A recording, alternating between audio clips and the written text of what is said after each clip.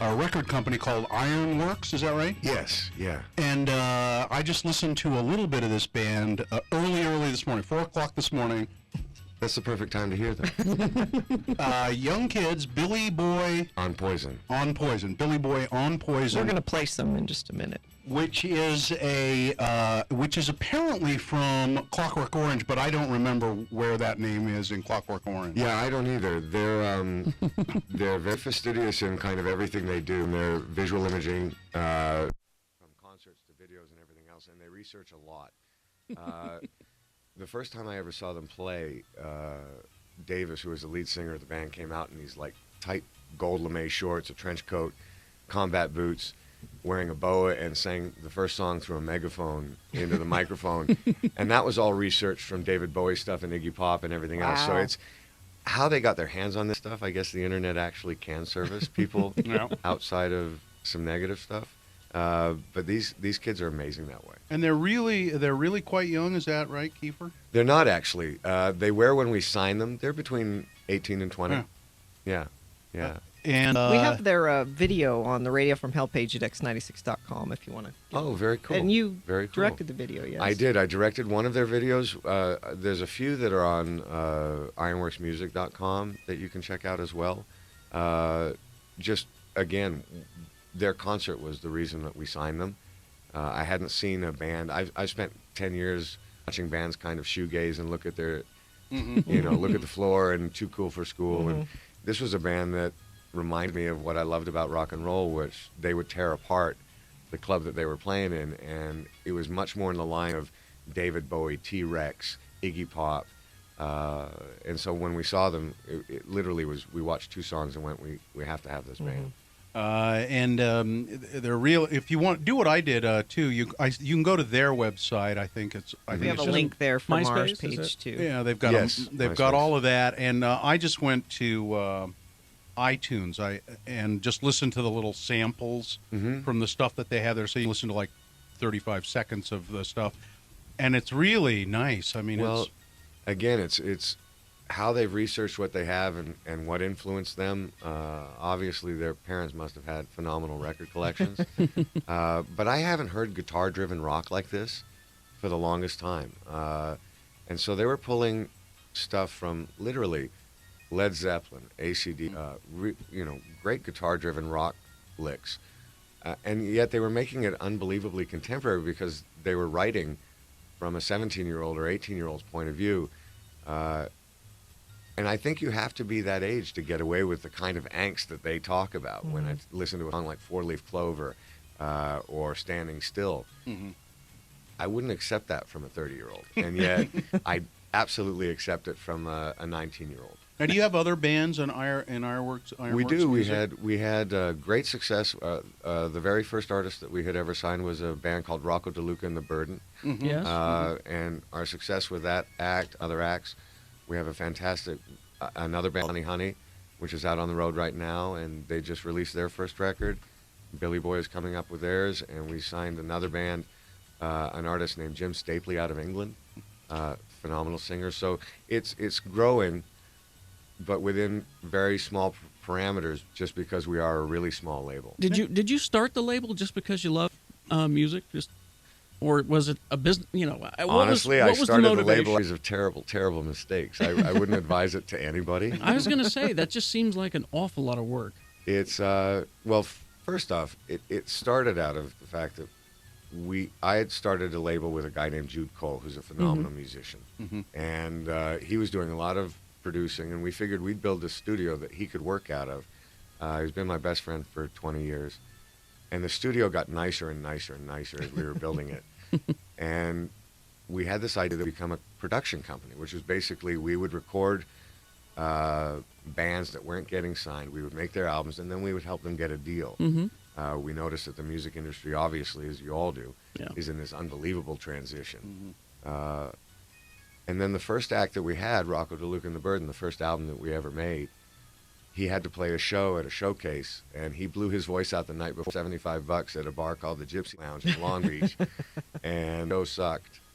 And I thought, okay, it's over, it's done, and no, we can still release a record, but we have to become a label. So it was literally a series of mistakes that led us to this. But it's one of the greatest things I've ever been a part of in my life. Where do you find the time to do? I mean, you're really busy. Out of my butt. Doing. Doing the show, doing 24 is a lot of work. Where do you find time to do stuff with the music? Well, again, the last mistake I made was that because the studio was quite expensive and we built it quite a while ago, I couldn't afford a house. Built a place for me to live in the back. And so I finished 24 and I worked for 14 hours a day, minimum. Come back, exhausted, and I drive in to the garage and walk back through the building, and I've got 6 of my best friends making a record, and there's no way I can go to sleep. So that's when I do that work. Tough stuff. By the way, there's a shout I'm out. moving, don't worry. There's a shout out from one of our text messengers here. It says they saw you at the Tabernacle last night. They wanted to say hi. Oh, cheers. Yeah, what a cool karaoke bar. I actually got up and sang a song last night, and they all went, "Man, that sucked." And I went, "I know, it's karaoke." What'd you do? What'd but you everybody sing? else, I think I sang Sister Golden Hair from America or something like that. Oh, wonderful choice. But for me, karaoke, you're supposed to suck. Right. And every karaoke bar I've ever been to, the people sucked. Yeah. But everybody there last night could actually really sing. And I'd watch some of the toughest looking guys get up there, and all of a sudden they'd put their hands in their pockets, they'd be really quiet, and they kind of turn into Eeyore. And then they sing this great song, and I was blown away by it. It was great. Isn't the Tabernacle that theater? Don't a lot of theater and musical people go there? I think they do. Do they? Yeah. Local Well, theater. Yeah, local it theater showed people because go there. everybody sang beautifully last night, and it was. So I tried to teach people that karaoke was supposed to suck, and this is how you're supposed We to found do it. Sister Golden Hair for you if you'd like to do a little. Oh no! Karaoke? I'll help you. Will you? I think I know the words. Who doesn't know the words? Well, I tried to make it Monday. But And I did. We made it Monday. Damn depressed. Yeah. Yeah. Anyway, I should know the words. No, Played why- that enough on the radio. Do you have a band in town? Is that why are you in Salt that Lake? was one of the first questions. No, is, we've- what the hell are you doing in Salt Lake? Again, we're coming out with a single called "On My Way" for Billy Boy. We've gotten a lot of traction. We start with MTV, but we basically released a single, and it's a long burn for us. The album comes out in about a month, and we're just talking to people that have been really helpful to us, who have had a great reaction to the band, and just coming out and saying Can you thanks. hang around for a little bit? Oh my gosh, yeah. Okay, well, you want to play? We're Let's going to the play song. it. yeah, we'll take a break, and right after these, we'll play Billy Boy on Poison. On My Way. Okay. All right, right after these, KXRK Provo. It's the Radio from Hell show with Carrie and Bill and Gina and special guest Kiefer Sutherland. X96. Man, X96, Radio from Hell show, Carrie, Bill, Gina, that's Billy Boy on Poison, Kiefer Sutherland's project. I feel bad we were talking through that because Kiefer was just enjoying it. Yeah. And I Well, wasn't. it's I think it's the third time I've heard it on the radio, and I have to be honest, I've lived with this album for almost a year, but to actually hear it on the radio, somehow it always sounds better. Sounds And, great. Yeah, well, thank you very much. When you hear Sting, never heard Roxanne in a hotel, and they were on tour, and they were playing like maybe 200 people, and he was in this motel, and they were doing construction outside. And he was on the phone yelling at the manager downstairs to tell them to stop doing the construction. I can't hear my song on the radio. And then all of a sudden, no, the guys that were doing construction out his window had the radio playing, and his song came and went, never mind. And he hung up and got to hear Roxanne for the first time on the radio that way.